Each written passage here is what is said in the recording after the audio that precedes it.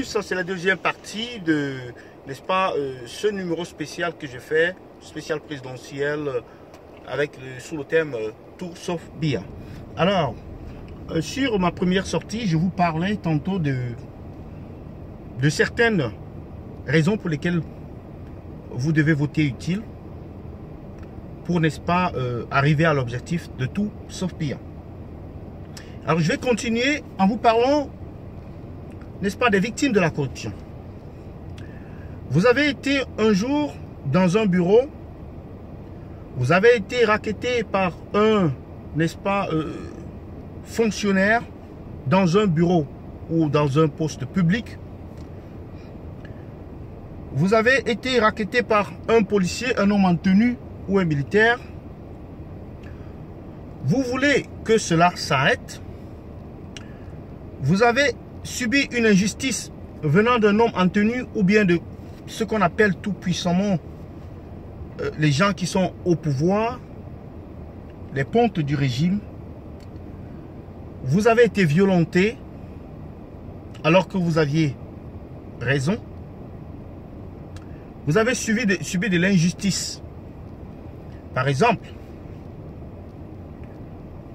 votre terrain a été réquisitionné par l'État et l'argent pour vous dédommager n'est jamais rentré dans vos poches.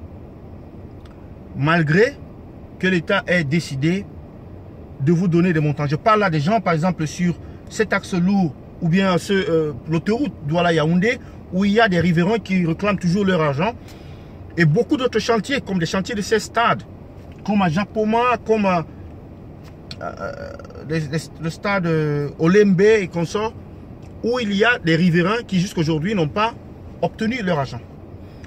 Vous avez été victime de l'accident de la circulation, puisqu'il y en a plusieurs. Vous êtes parmi ceux-là qui doivent écrire leur testament avant de voyager dans ces pistes de la mort au Cameroun. Souvenez-vous de toutes ces victimes qui sont mortes sur ces routes.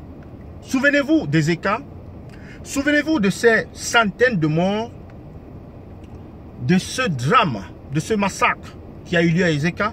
Et souvenez-vous que M. Bolloré, avec l'appui, n'est-ce pas, du régime en place, n'est nullement inquiété.